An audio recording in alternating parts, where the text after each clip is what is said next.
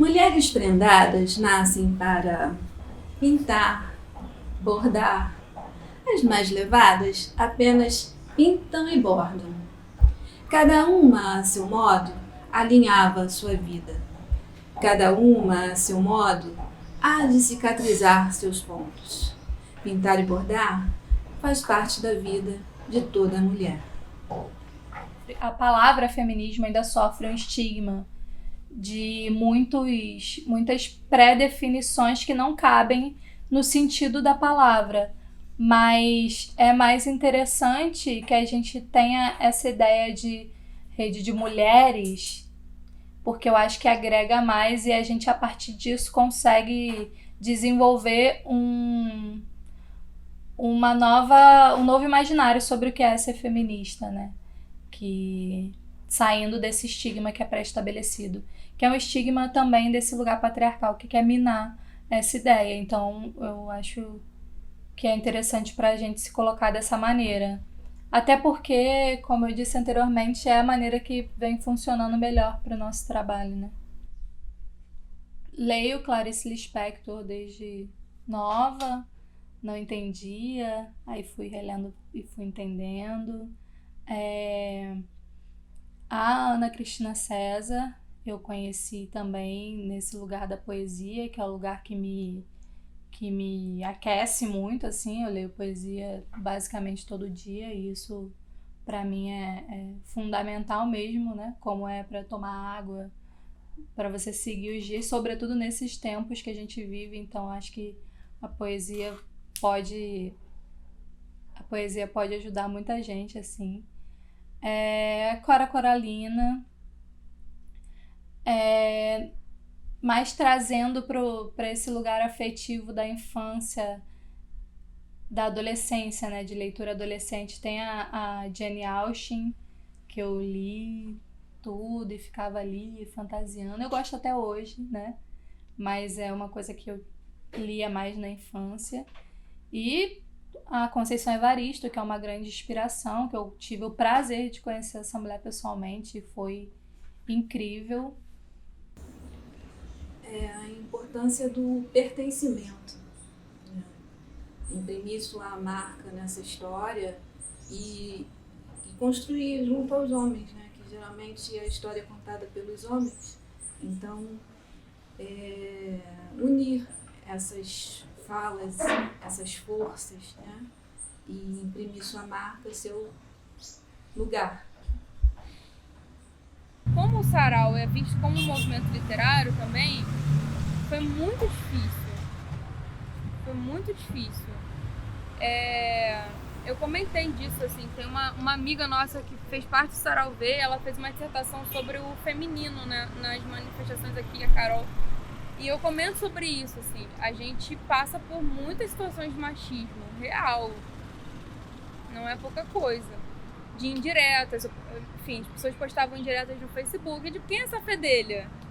Quem é essa pirralha? Eu era muito novinha, eu era muito marrenta.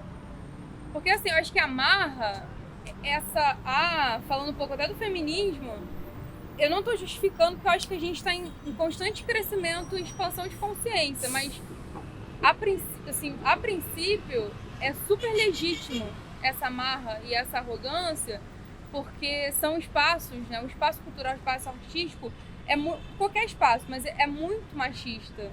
Então você ter uma menina numa posição de liderança não é uma coisa muito fácil de engolir. Uma menina que não tem um histórico, de onde ela surgiu. Outra coisa que as pessoas se incomodavam e parecia que queriam forçar que a minha influência tivesse vindo daqui, não veio. Como eu comentei, né? Começou com os funkeiros, assim, com a galera do movimento negro do Rio, do Nordeste. Então, tipo, não veio. E aí parecia que tinha uma coisa, não, mas não veio. A minha relação com a Ivone foi muito interessante, porque a Ivone sempre respeitou muito a gente, não só a Ivone, o próprio Moduan, eles respeitavam a gente enquanto produtores, mesmo a gente não sabendo muito bem o que a gente estava fazendo, sabe? E eles sempre chegaram juntos, eles sempre acompanharam, sempre estiveram disponíveis, sabe? Mas ser mulher na Baixada, na cultura, complicado. Tá dentro de várias infrações. Você tá dentro de uma infração que você não tem nem noção. E se essa mulher, como eu, que sou ligada ao polo, ao centro feminino, ao trono das matriarcas, das deusas, vai ficar feio e pior. Porque eu vou ter que dar essa declaração para vocês no futuro, como eu tô dando. Entendeu? E que não é legal. E que não é legal. Porque tudo que a gente fala, você acreditando ou não, vai ficar guardado. Não vai ficar guardado na minha memória ou na memória do fulano e do Beltrano. Vai ficar guardado no astral, vai ficar no universo. É muito sério quando você pega e faz uma crítica leviana a uma mulher, a um jovem, né, um jovem escritor, uma jovem escritora. Isso é muito leviano. Porque você poderia estar cortando um recorte, inclusive terapêutico, do qual eu acredito que a literatura faz parte. Então nada disso me influenciou porque eu já sabia quem era Ivone Landim. Porque para que eu e para que muitas mulheres se estabeleçam na sociedade, nós temos que ter trabalho ao dobro. Para que a gente possa ser ouvida, para que a gente possa ser lida, para que a gente possa ser apreciada, para que o nosso livro possa ser aceito. Ora, eu já vi várias pessoas lançarem livros masculinos, homens, e eu nunca vi nenhum deles chegarem para o outro e dizer assim: qual foi o conceito que você teve ao fazer o seu livro? Isso já me foi perguntado. Cara, eu tô numa trajetória de aposentadoria de professora de literatura. O fato de eu não ficar criticando os outros dentro da teoria literária não quer dizer que eu não conheço a teoria literária. E eu nunca quis me impor dessa forma. Eu nunca quis me impor como uma teórica literária. Eu quis sempre ter as pessoas como amigo e pessoas que estão ali naquela mesma situação periférica, né, de periferia, de Baixada Fluminense, construindo. Então eu tiro sempre quando eu vejo um jovem, uma jovem ser criticada por alguém, se eu estiver perto e se vier falar comigo, aí eu desconstruo toda aquela fala crítica. E aquele jovem segue em diante e vai fazendo suas coisas. Como já chegaram com um jovem escritor: você escreve longo demais. E daí? Não quer ter paciência? Não escuta. Vai ler os mesmos e ouvir os mesmos e se ouvir a si próprio. Então se faz isso. Um rapaz que já tinha lançado um livro, um rapaz negro, um rapaz da periferia, um rapaz... Tá entendendo? Então, quer dizer, quando você faz uma coisa dessa, isso é uma falta de noção para quem diz que tem noção política. A gente já entra em outro espaço, de outra crítica. Porque quando você faz uma crítica dessa, você esquece que você está num território da Baixada Fluminense, um território de periferia, um território onde uma pessoa, para lançar um livro, é uma dificuldade muito grande, né? Os meus livros, assim como de outras pessoas na Baixada Fluminense, foi do seu dinheiro próprio, entendeu? Então, quer dizer, em alguns momentos, quando alguém lê o meu texto, poxa, caramba, eu não sabia que você escrevia tão bem assim. Cara, é um homem falando pra mim isso, e eu assim, né? Ouvi e continuei pra ser isso agora, né? Pra estar na live, pra estar falando, pra construir a minha história. Então isso serviu, porque eu já sou educadora, então eu já não gosto desse tipo de abordagem. Já não gosto desse tipo de abordagem como educadora. Eu não faço isso em sala de aula com os meus alunos. Eu não faço esse tipo de abordagem.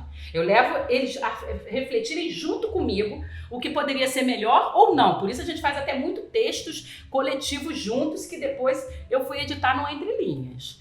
Então, sim, tem uma coisa feminina que talvez vocês só escutem de mim, porque, né, são poucas mulheres a ter tanto tempo de trajetória dentro da literatura da Baixada Fluminense. Sim, infelizmente eu tive várias abordagens pejorativas, desnecessárias e sem fundamento com esse tipo de coisa. Não só com a minha escrita, mas também já vi observações tipo com a outra poeta. Tipo assim, essa pessoa, coisa maluca esse texto, essa pessoa, que coisa doida esse texto, sem pé nem cabeça. Peraí, como é que meu texto teve pé e cabeça? Entendeu? Então, quer dizer assim, nós temos que ter muito cuidado para que a gente possa nos posicionar. enquanto escritores e escritoras, enquanto militantes dentro da cultura, porque fica feio pra caramba, depois no futuro, isso tá lá, ó, fazendo barulho no universo, de uma palavra, de um posicionamento que não foi interessante para uma mulher. No espaço da biblioteca, como mulher, como mãe, acolhedora também, eu me sinto como uma mulher realizada no espaço. Houve um tempo em que as mulheres não podiam participar de muita coisa, né? Então, eu acho assim, por ganhar espaço mesmo, por conquistas que talvez a gente não pensaria que conseguíamos, e por estarmos em vários cargos que antes era só por homem mesmo, eu acho que a mulher ela tá à frente mesmo das coisas, ela está tomando a frente e ocupando um lugar que é dela mesmo, onde ela quer estar. E a gente tem um número considerável de mulheres produzindo literatura na cidade. O exemplo que eu sempre costumo usar é o da Roberta Miranda, que é uma poeta daqui de Nova Iguaçu. Não só poeta, né? Ela é escritora, ela escreve também em outros gêneros. E na criação de um coletivo de mulheres chamado Madalenas da Baixada, esse coletivo ele surge a partir de um ato no centro da cidade, ali mais necessariamente na Praça dos Direitos Humanos. E a gente tem um momento de microfone aberto antes de fechar um lado da Via Light para seguir encaminhada contra a cultura do estupro. Nesse microfone aberto, a Roberta chega, né, para somar com a gente nesse ato, e ela traz um poema que ela escreveu para esse ato, para esse dia, né? E esse poema chama Somos Todas Madalenas. Um corpo apedrejado a cada dia, somos todas Madalenas, furiosamente atingidas. Nosso pecado é ser mulher, andar a pé, o batom, a roupa. Se estivesse em casa, a bebida, a favela, será que você não fechou bem as pernas? Somos todas Madalenas. Se o nosso pecado é ser mulher, então nosso salário é a violência. Somos todas Madalenas, julgadas e jogadas por um patriarcado que nos purifica atirando a primeira pedra. Somos todas Madalenas.